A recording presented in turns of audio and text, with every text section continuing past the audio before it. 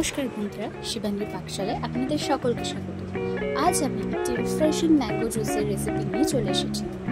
এই গরমে খুব কম সময় খুব সহজ পদ্ধতিতে এই রেসিপিটি আপনারা বানিয়ে নিতে পারবেন। এর জন্য আমি 1 কেজি কাঁচা আম নিয়ে নিয়েছি। আমগুলোকে ভালো করে ধুয়ে প্রেসারে একটা সিটি দিয়ে সেদ্ধ করে জল ঝরিয়ে নিচ্ছি। আমগুলো প্রায় ঠান্ডা হয়ে এসেছে। এবারে একটা একটা করে আমের পাল্পগুলো বার করে নিচ্ছি।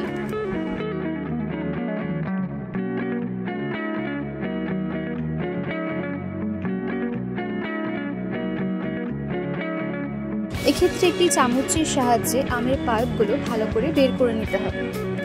আপনারা চাইলে হাতের সাহায্যেও আমের পাল্প বের করে নিতে পারেন।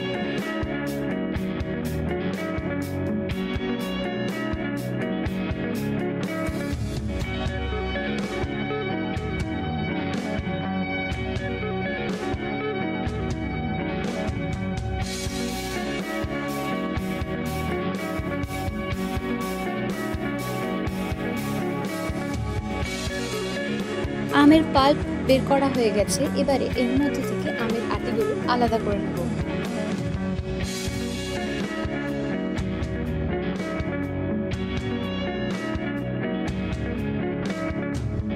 এরপর একটি মিক্সিং জারে আমের পাল্পটা দিয়ে ভালো করে পেস্ট করে নেব।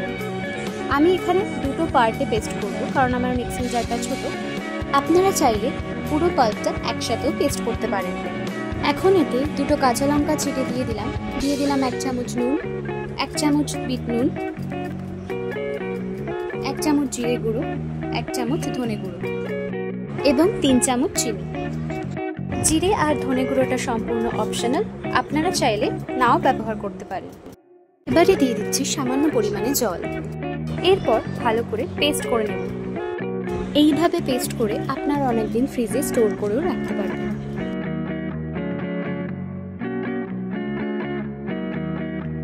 এখন আমি এই পেস্টটাকে একটি পাত্রে নিয়ে ফ্রিজে স্টোর করে রাখব।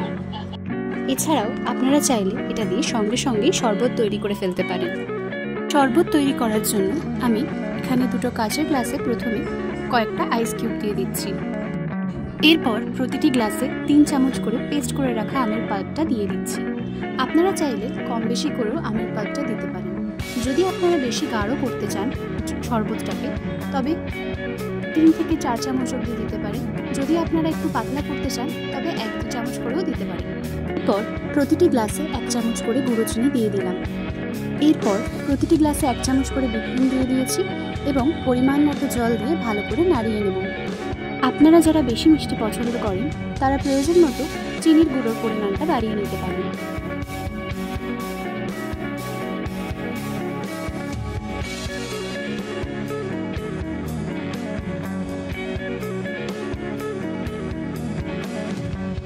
কাঁচা আমের রিফ্রেশিং শরবত তৈরি হয়ে গেছে। এরপর কয়েকটি পাতিলেবু এবং পুদিনা পাতা দিয়ে পরিবেশন করব। আমি এখানে গার্নিশিংয়ের জন্য পাতিলেবু আর পুদিনা পাতাটা ব্যবহার করেছি। আপনারা চাইলে এটা স্কিপও করতে পারেন। গরমের দিনে এই শরবত সবারই খুব পছন্দের হবে এবং খেতেও খুব ভালো লাগবে। তো বন্ধুরা, আপনাদের কাছে অনুরোধ রইল আমার এই রেসিপিটি বাড়িতে অবশ্যই ট্রাই করে দেখবেন। আমার ভিডিওটি যদি ভালো লেগে থাকে তবে অবশ্যই লাইক ও শেয়ার করবেন এবং কমেন্ট করে জানাবেন কেমন লাগলো।